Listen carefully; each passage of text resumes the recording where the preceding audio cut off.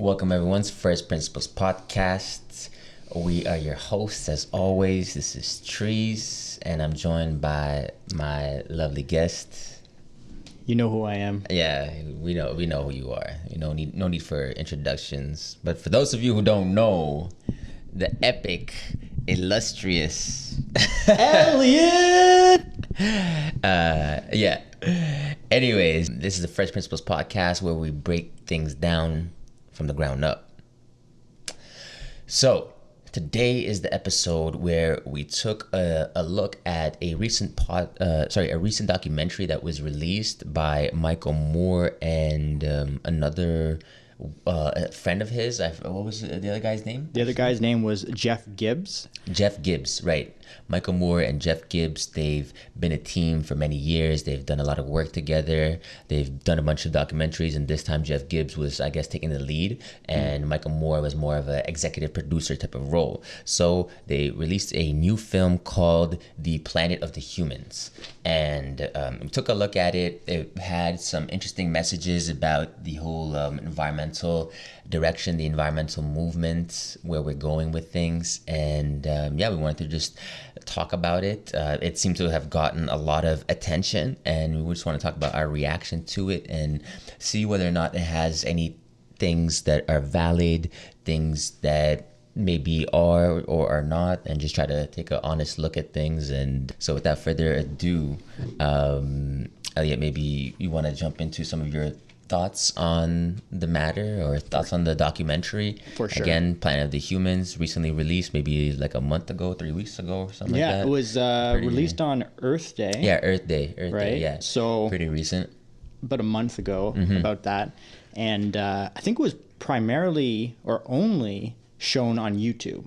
And it's at 8 million views, which caught my attention. Right. It's been a while since I've watched environmental documentary, and I was curious, like, what kind of messages are being talked about in these documentaries now? Because I watched a couple maybe 8 years ago, different time, different. Right. The world was a little different. Our thoughts on the environment were a little different. The technology was a little different. So actually, yeah, the last one I watched was that Leonardo DiCaprio one, where that may have been 2015, 2016-ish that he released. Right. One. I don't know if you remember that one. Yes. Yeah, similar idea, I guess. But sorry, continue.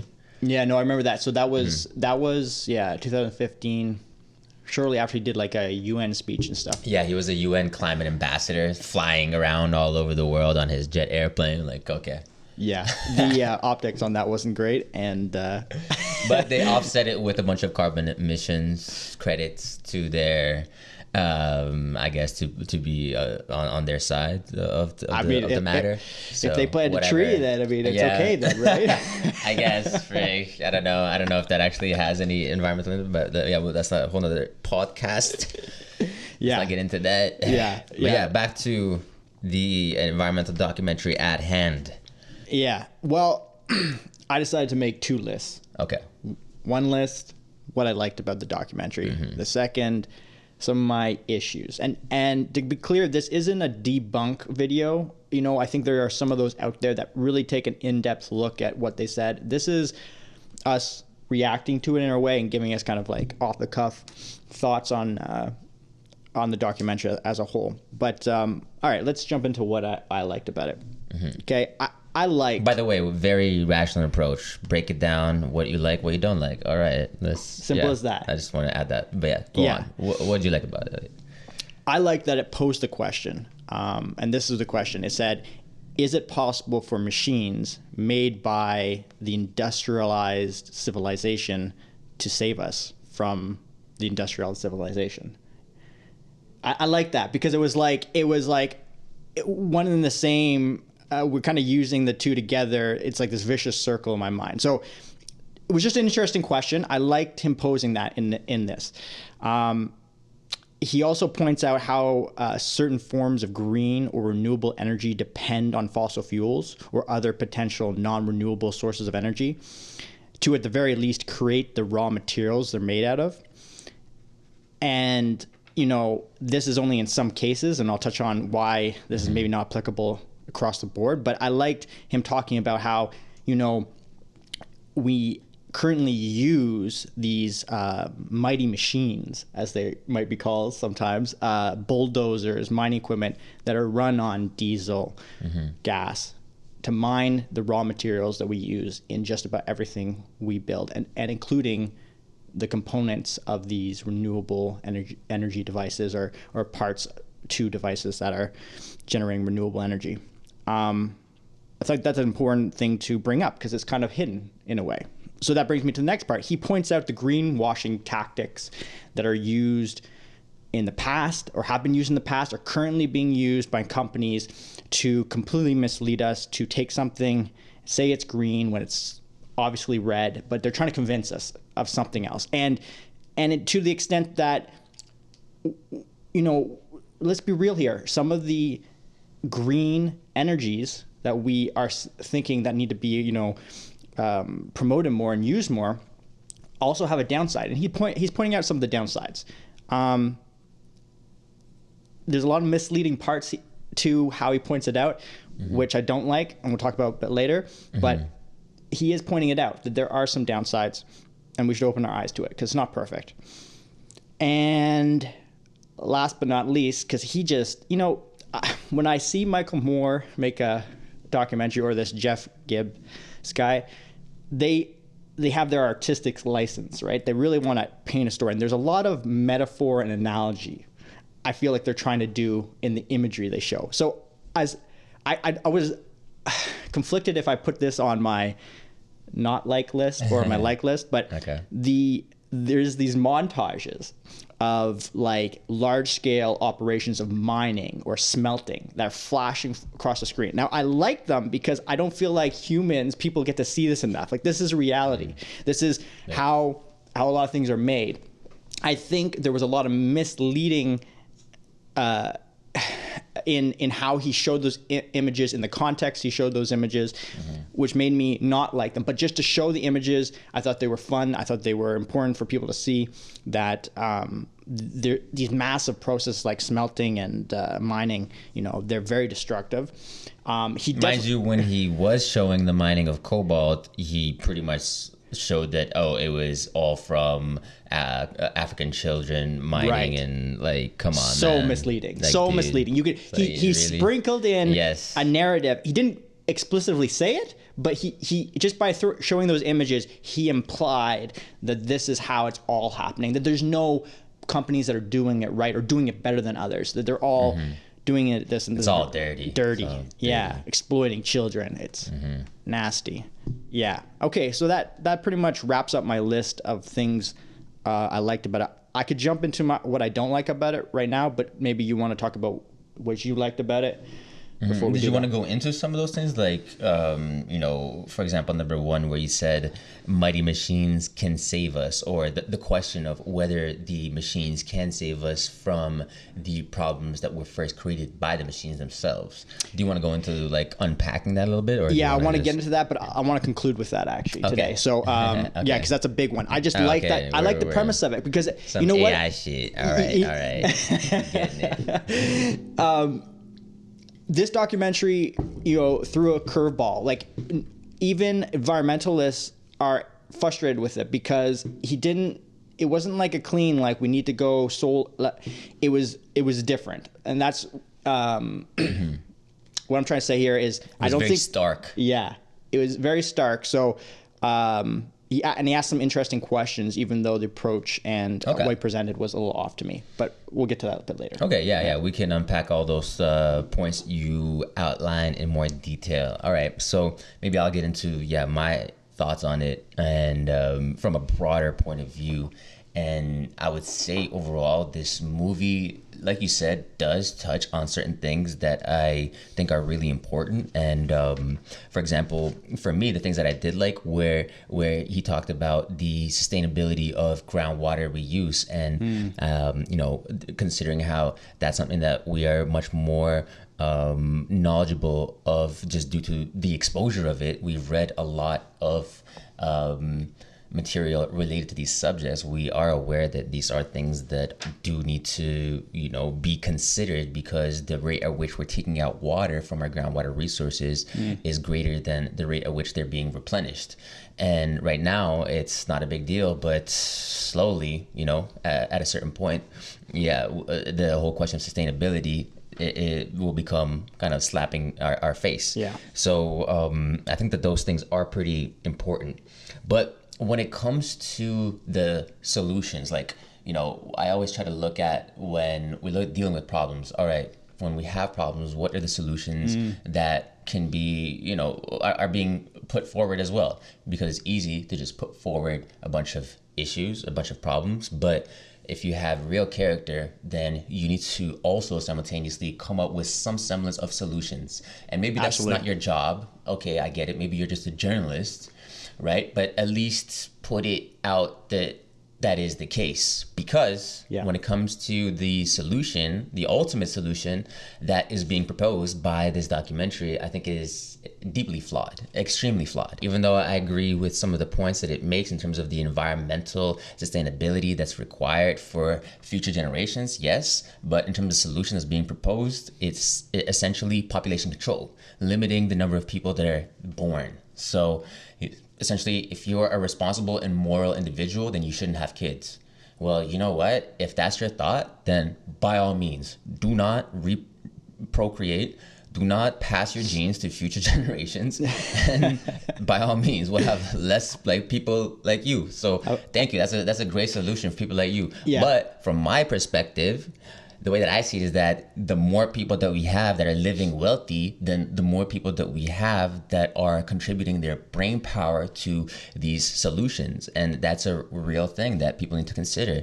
So that's the ultimate argument for me when it comes to looking at, well, okay, we need population control, we need less people. Well, when you also consider it from the opposite point of view, when you have more people but that are enriched, right? It's been shown that after a certain point of GDP, once you have a certain amount of money that you're making, they're no longer concerned about meeting your basic demands, right? It's like that we all know that pyramid of basic demands that any individual needs, where first it's your shelter, food, water, and then once you have those basic things met, then it comes to those deeper psychological needs: love, relationships, community, fulfillment, passion, those types of things. And those things occur when we have more money, when we have higher GDP. So to me, it's not necessarily limiting the number of people, but it's encouraging more people and then making them richer, helping them to get richer so that they can contribute to solving the problem. But again, if you were to point out to this guy, if you were to say that to this guy, okay, how do we make people richer? Okay, well, we use the markets, the greatest driver of economic wealth in modern history, or that we know of. And he would point out, this individual, Gibbs and Michael Moore, because he's co-signed it, are saying capitalism would not lead to that. Capitalism has actually been the detriment of the green movement. Capitalism has led to greenwashing. Good point. That is a great point. I definitely agree that greenwashing is a thing, and we need to be mindful of that, because freaking large corporations, they see a movement, they see a wave, and what they'll do is they'll hop onto it and, oh, we have green products, this, but it's like when you look into it, it's not green, quote unquote, at all. Yeah.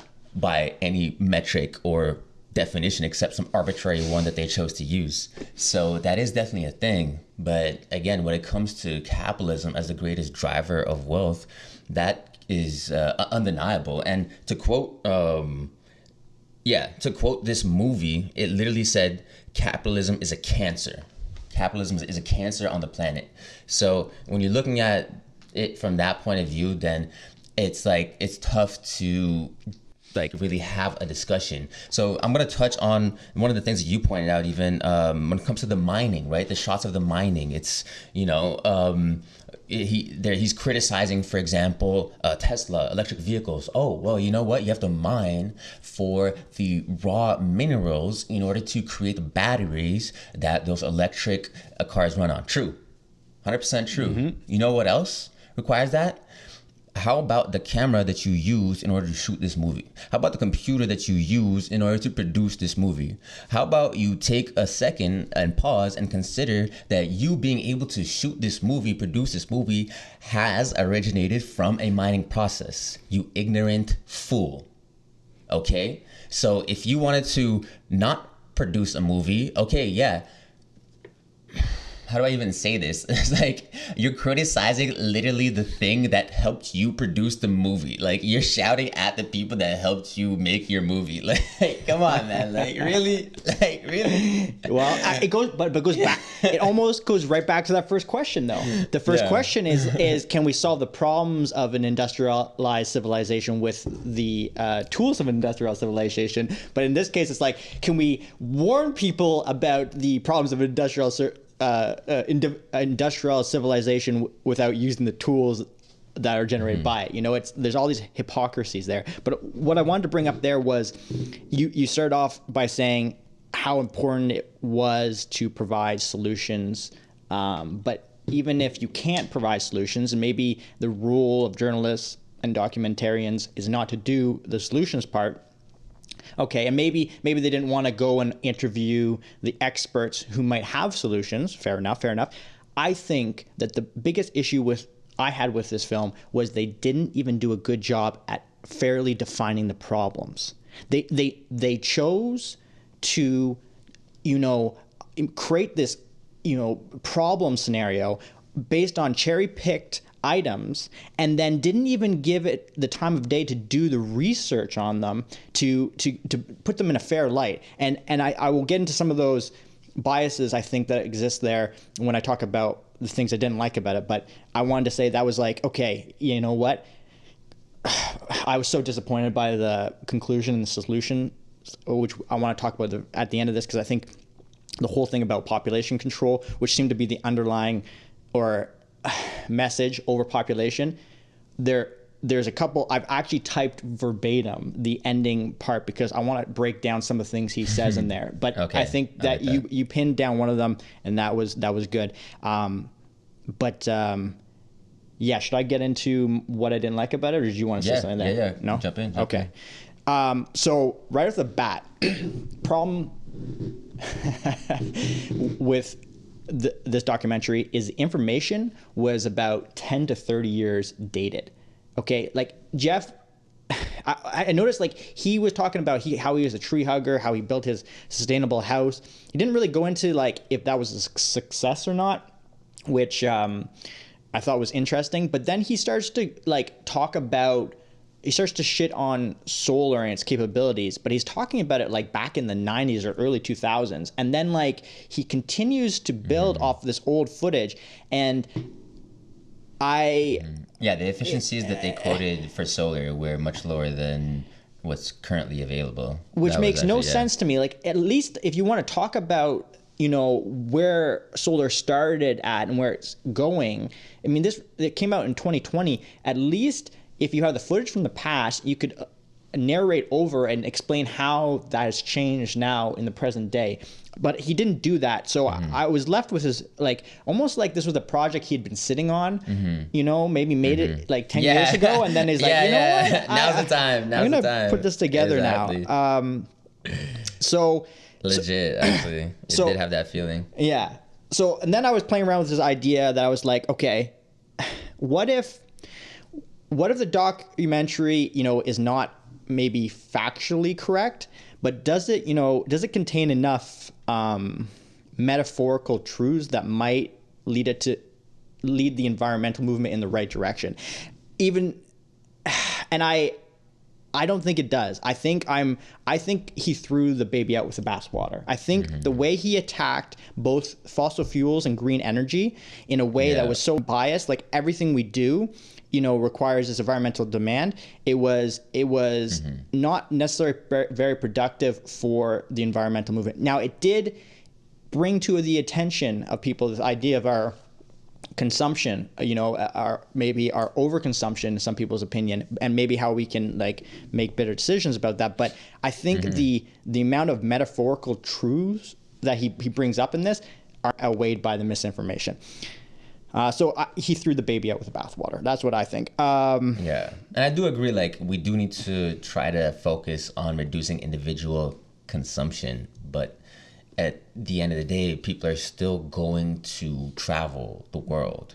Like, think about how much amazing joy people receive when they travel to different countries and learn different cultures and eat different foods. And yeah, some people might say, oh, tourism, it destroys certain places, but at the end of the day, it also brings money to those places, and a lot of that is fueled by fossil fuels, fueled by airplane industries. So, people aren't going to reduce the amount of travel that they do. Maybe a little bit now due to all this COVID stuff, but eventually it's gonna go. It's gonna go back up. Yeah. Because there is that thirst. People do want to see what the world has to offer. People want, and that's why you see so many travel bloggers on Instagram and all that stuff. So that's 100%. And I wanted to say what you were saying about the technology stuff, I think is 100% true, that they weren't being honest with what the currently available best technologies are. For example, they didn't talk about scrubbers that are used for incinerators. So when you have the combustion that takes place, these scrubbers, they will capture those exhaust gases within certain liquids. And that way you are preventing the emissions of those gases into the atmosphere. So there's different ways that waste is managed now. And when you say that it was not positive for the environmental movement, I would say that this was essentially a total shot at the environmental technology movement, essentially saying that it's been corrupted. There's no benefit from it anymore. And again, the only solution was population control. The only solution. Yeah. One thing I wanted to say was, I think we know, we actually need to look into this more, and maybe we do a whole podcast on this. But the podcast might look like, what do we imagine the energy resources, our energy grid will look like in the future? Like, what kind of proportions of renewables will be, and what if we're using still fossil fuels, how much is it realistic to say how much carbon capture can actually be on them? Because there's problems with carbon capture. There's a lot of things we haven't gone into about it being implemented, and I can imagine a scenario where if we just went full ahead and didn't reduce carbon, fossil fuels like coal plants and stuff like that, and just said we're going to slap carbon capture on all of them, there's probably going to be issues with that. So there are solutions. We understand that this is a nuanced, complex decision, and somewhere is a hybrid system that can probably generate the optimal forms of energy that we need to maintain what in this current state of demand and into the future. But that's outside the scope of this right now. But I just wanted to clarify that, like, I know we've brought up scrubbers before in the past, and they're not the magic bullet necessarily for all things when we understand that. But here's the issue: he doesn't talk about some of these nuanced things. Like, he will shit on coal plants and saying how natural gas, they just, they shut those down for natural gas. But he won't go into why is natural gas a little step better? Why is it that when you, when you start to burn methane, which is predominant gas in natural gas, why is that better than coal for the environment? And yeah, natural gas isn't ideal, and leaking methane because it has a higher, greenhouse gas potential is bad, and it's not ideal, but it is a step better. But he doesn't really talk about why it is. And then he'll go on and say something about these, I don't even know what they're called. What are those, like concentrated solar plants? I think they're called concentrated solar plants. Okay. I don't know too much about these. I think maybe they are a bit failed in some attempts, but solar, he doesn't talk about, solar could look really different when it's mounted on everybody's roof mounted solar, it doesn't talk about the latest, most efficient ones. Like, I think the, one clip he shows about the efficiency of some solar panels was like around 8%, and there were these flimsy ones that the guys were showing. And he was talking about how many, the area required is massive to house these. Well, first off, there are way more efficient nowadays, like up in the 80s, I believe, percent efficiency solar panels. I think they've gotten much higher. Oh, I might be wrong.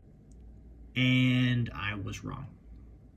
Although the average efficiency of solar panels today is higher than the 8% efficiency of the panels mentioned in the documentary, average solar panel efficiencies sit around 17%, nowhere near the 80% I mentioned. Notably, however, the most efficient solar panels on the market today can reach around 23% efficiency. And now, back to the podcast. But I think he's really off on that. Yeah, no, it's definitely more than 8%. That's for sure. Yeah, and it was like not even talking about the logistics. Like, mounting. Why would we need to strip a whole? He like almost seemed like he was like, we got to clear cut a bunch. We got to put these things in the desert. What about putting them onto these roofs that we don't use for anything else besides keeping rain? Yeah, and like if you're snow somewhere in out of our houses? California or somewhere in Arizona, somewhere in that's plentiful with regards to the sun, then that needs to be coupled with energy storage. However, again, this guy pretty much shits on energy storage as well. So right? it's solar panels are bad, windmills are bad, energy storage that's coupled with them is bad. Yeah. These things are all flawed. Well, yeah, guess what? Every technology is somewhat flawed. That's the whole point of progress. You go from a shitty steam engine to a freaking Tesla. Okay? That's what progress is. And this whole notion of can technology be used to solve technology?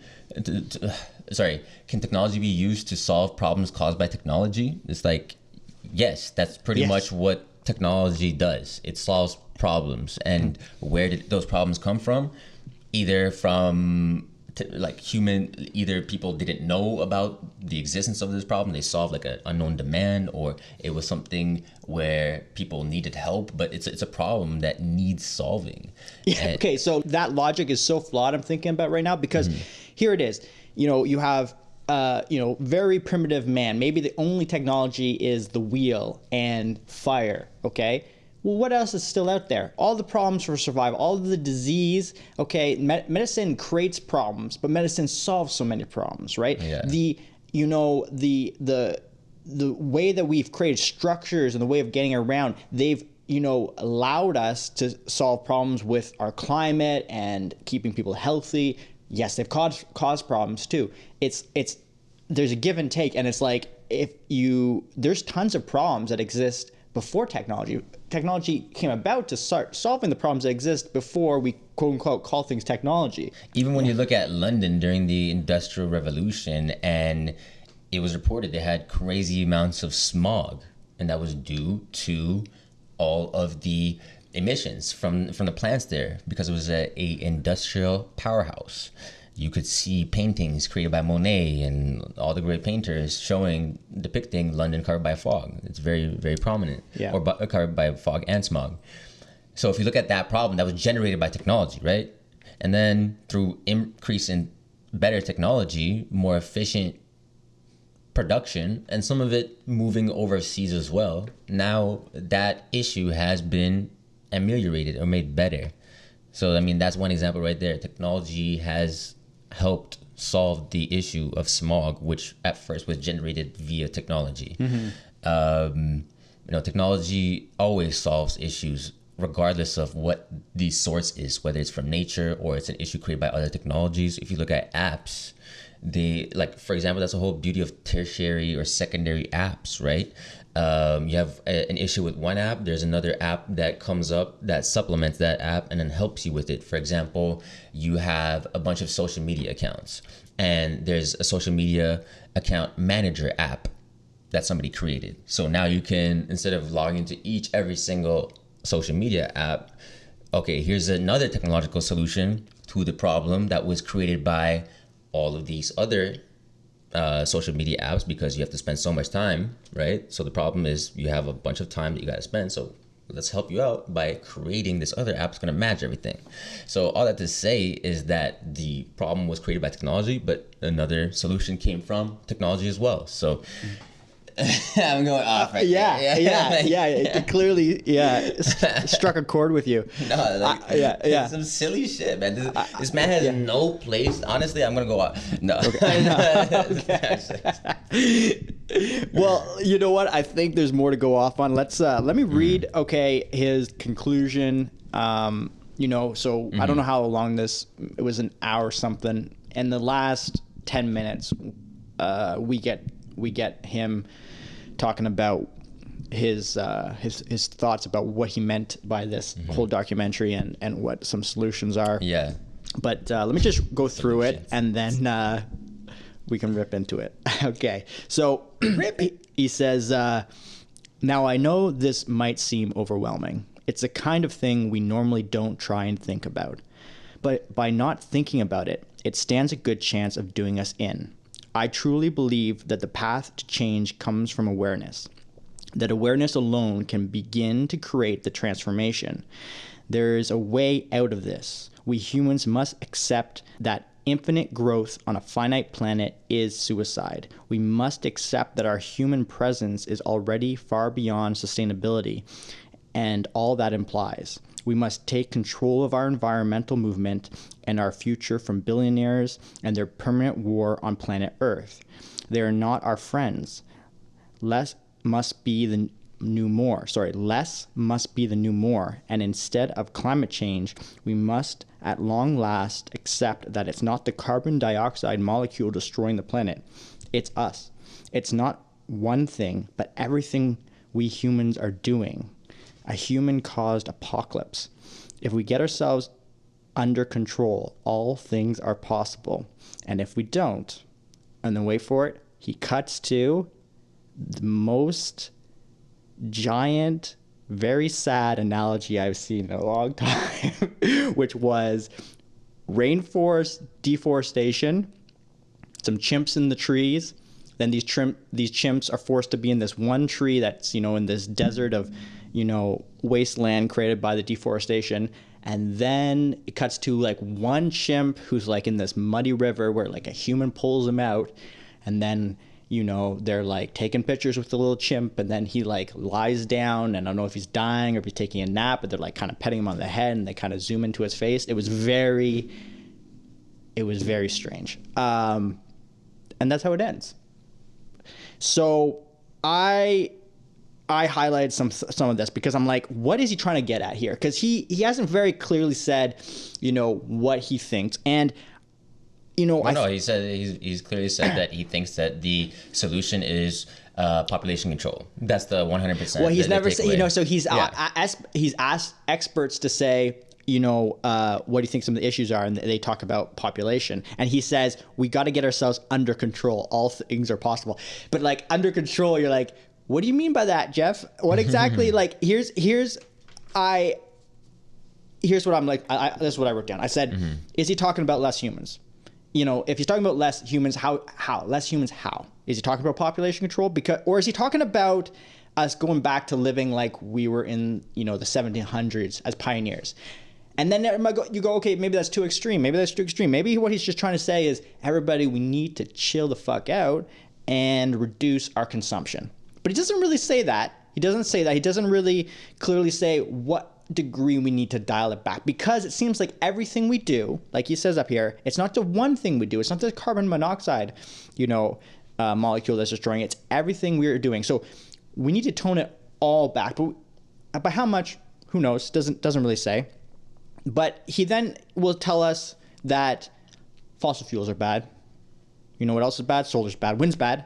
Biomass fuel is bad. Electric cars are bad, along with regular car. He doesn't even bring up nuclear. That's actually a big part of this. He doesn't even talk about nuclear. It's just left. Things are certainly left out. Hydroelectric, left out. Nuclear, left out. Different things left out, right?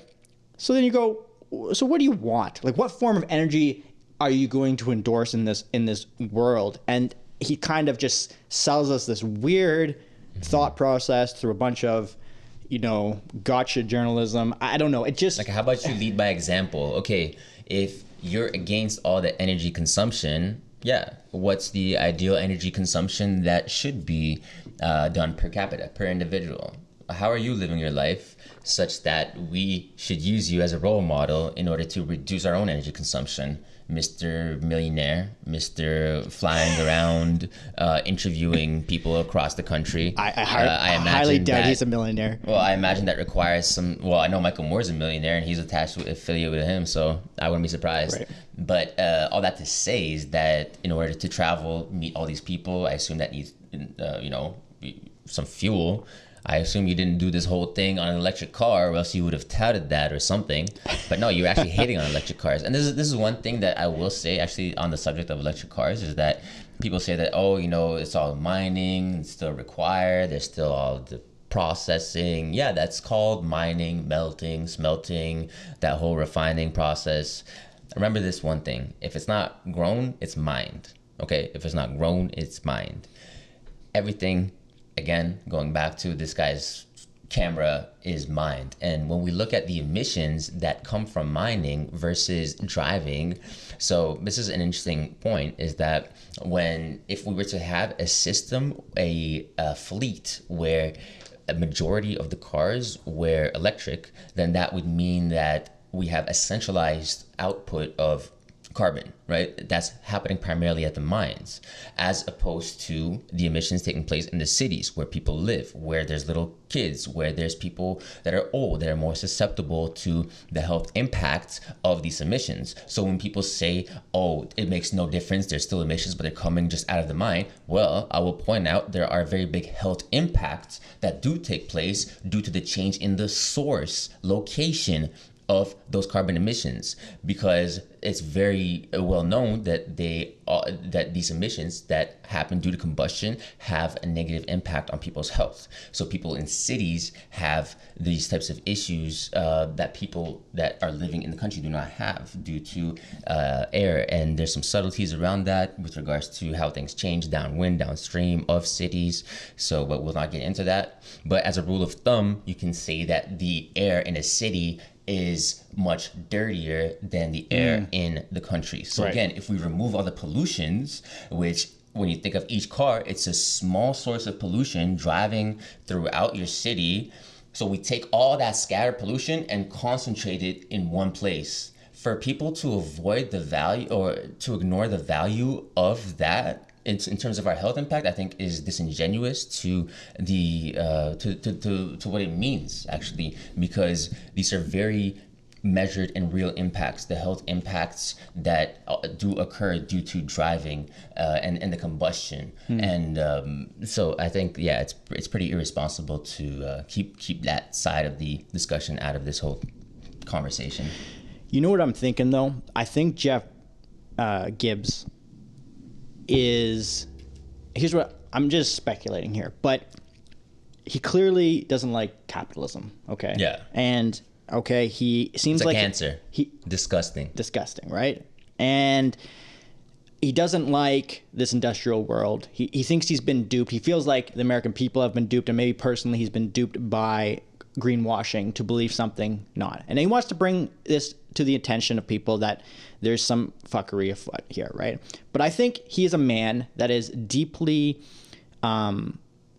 deeply affected and deeply dislikes the current state of everything. So I don't think he actually could put out his solutions, because I think fundamentally he's trying to point out that the world is fucked. Like, there is no tweaking this current system in a way that would satisfy this man's... Sounds like some 16-year-old, emo kid, writing in his diary, all tripped out about the world. But doesn't it? When you think about it, it's I was the fact that he doesn't actually talk to anybody about the benefits or how to really the direction he went in, he's just trying to distill in his viewers this very pessimistic view of humanity and the world we live in. And it's just so biased. I want to get into that a little bit too, because we talked a little bit about the flaws in terms of him putting out related to technology and how all the technology is worthless, him shitting on technology. But I want to talk about the bias that this man clearly has. Some of the things such as the which is, of course, to be known with every type of of documentary, but some people look at documentaries as fact. So that's why it's important to state these things, because things that are intrinsically obvious to ourselves might not be to other people. But I mean, that's the danger. And just like the stuff that he used in terms of like the camera angles, where he would depict people in a certain way, where it was like a fisheye lens, and you would see the person talking, and then they would be really focused on their face, so they would be like some like distorted character. He would almost intentionally make them look like a clown so that you wouldn't take them seriously, which again is really disingenuous if you're trying to have an honest conversation. If you're trying to have an honest conversation, do not depict your the person that is on the opposing side as a goofball. So okay, that's how you lose a discussion, because it shows that you're not an individual of character, because you have to stoop to making somebody look like a freaking fool, and then we're playing some like dopey music where like it's like the fisheye lens zoomed in on the face. They have like a big nose and shit. Like it's like, and you're like, oh, like, yo, who's this guy talking? Yeah, what was automatically like, honestly? Dude, like, come on, man. I get it, you're a filmmaker and shit, but don't try to make it look like, oh, I'm biased. Like, dude, that stuff really drove me up the wall. Or, it was dirty. Mining. Cut to African children crying and all, like, it does happen. 55% of the global source of cobalt is from the Democratic Republic of Congo. Okay, 55%. Well, what about all the rest of the mine and how it is sourced? And yes, it is important, I think, to highlight how mining can be done in a very unethical way, and that we should be moving towards more ethical ways of treating those individuals. But that happens with more capitalism, not with less capitalism. That's the funny thing. He shits on capitalism, but if you want to look at those countries where they're not succeeding, that's because they have less capitalism. The countries that are winning have more capitalism. And this is something funny that this guy really does not admit. When you look at China and their growth, 50, 60 years ago, they were in the shits, and they had to pretty much adopt capitalistic measures and tendencies in order to compete on the global stage. And that's how they've been able to survive and thrive. They have a freaking technocracy where they're run by engineers and scientists, and that have adopted the capitalistic market in order to grow their country out of wealth. How much wealth and how much growth do the people of China due to capitalism? And yet this guy is saying that no, actually capitalism, that's a bad idea. That's no. Fundamentally, this is what this guy misses, that capitalism is the voluntary exchange of goods and services between two individuals. Freaking Apple makes a great phone. Hey, I like that phone. I'm gonna buy it. That's capitalism. It's really that simple. In those countries, when you point to, but the labor for those countries is misused, it's taken to China, Thailand, India, whatever, Bangladesh. You know what the solution is? More capitalism in those countries, because that means people would be able to exchange their labor for a fair wage. That's what capitalism is. You're able to take the rights of your own labor and negotiate it to demand a higher wage. And that's why China is actually kind of in a hot mess right now, because they have so much wealth that people are demanding a higher wage. So now they actually got to treat their people better. They got to pay them more, or, ship the work to a different location where, again, they have less capitalism involved and people don't have the ability to demand more value for their labor.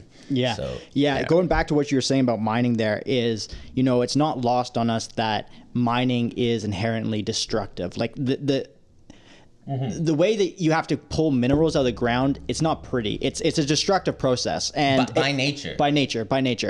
And there's a spectrum of ways to do it. You've got you've got your slave child labor, which is horrible. That's not to say that that's not evil. It's very evil. If I haven't made that clear, actually, I should say that. Yeah, I mean, I don't think we need to virtue single. I think it's pretty obvious. Should be obvious to anybody out there. We're not advocating that.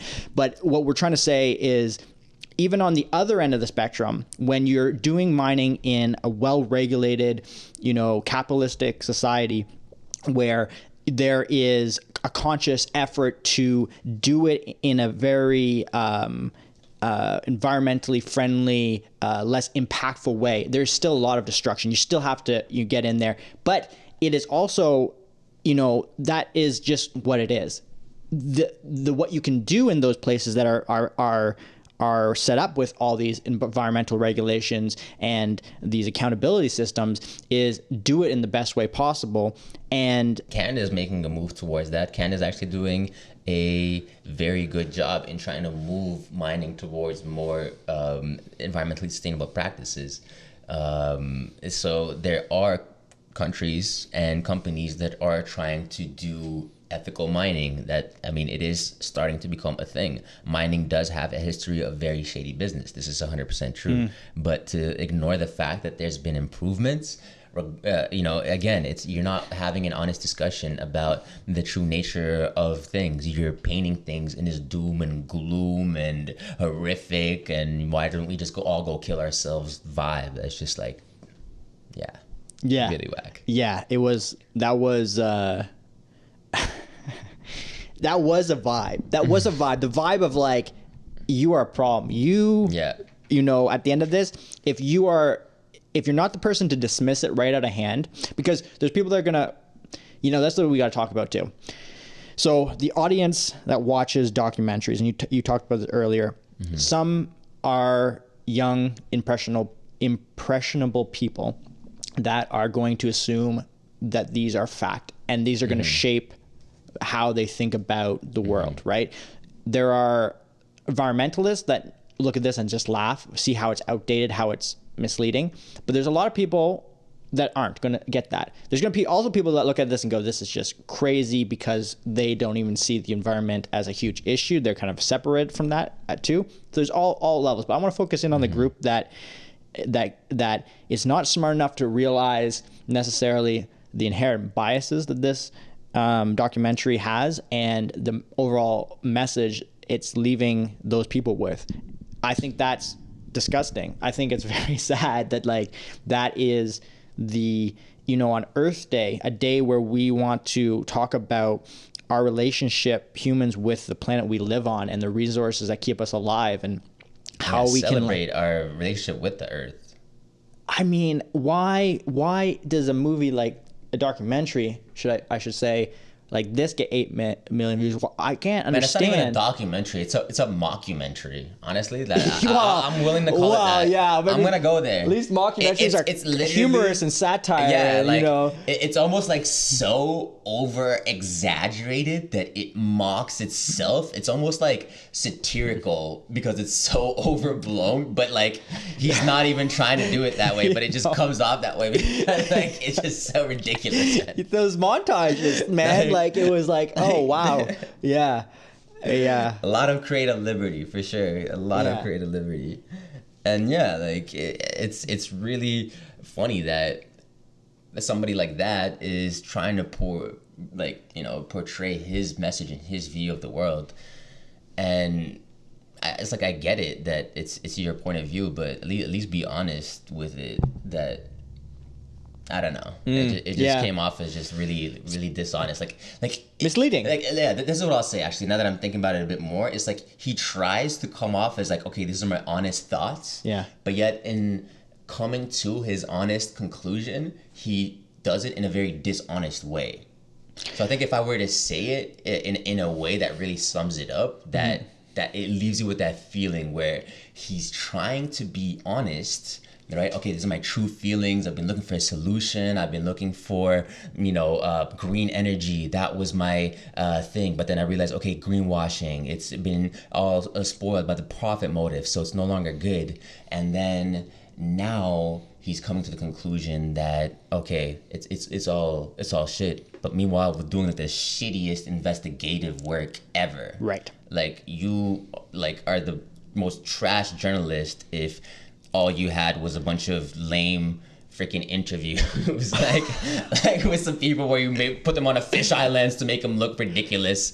I think that you make a point there that he seemed to be genuine in his dismay and his his thoughts on this. But so either he's incompetent in the ability to research things and re-research things, especially so much of what he interviewed people about, he just kind of left them to say it and then didn't really follow up with anybody else's opinions on it. Or if there's even like easy research on his own, he could probably find out some things that might ask some questions or need to find a second opinion. Yeah. It was a narrative. He had a narrative. He had a narrative. And now maybe you might say he's fallen into a rut. He's fallen into the echo chamber. He is, in his attempt to do gotcha journalism, which, okay, about that fish lens things, it's not even like it's a secret camera. Like, it's a hidden camera that you want to get a wide lens on so you can see a lot more. It was like, obviously this guy's doing an interview. I can picture them having, there's a camera right beside him. What's with that goofy lens? And then also, I get he's trying to expose these fraudulent companies that are greenwashing and do it. But sometimes when he was asking people questions, I got this feeling like he thought every time they didn't have a response was him being like, gotcha. Yeah, that's right. That's because you're lying. Yeah. But his gotcha questions weren't even the answer either that person didn't even have an answer. Maybe that person was lying, but he didn't, everything he did was you lying. He already knew in mind.